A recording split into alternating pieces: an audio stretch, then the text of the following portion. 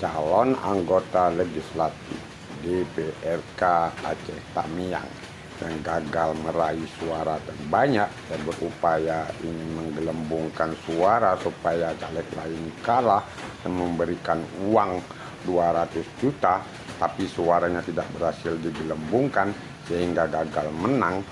Ya, uang yang diserahkan kepada pihak-pihak tertentu nanti akan ada pengembalian uang, ya.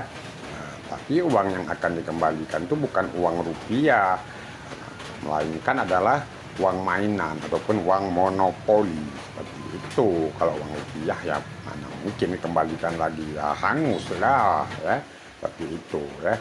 Ini dia akan mendapat predikat caleg gagal dan uangnya akan dikembalikan uang monopoli, oke.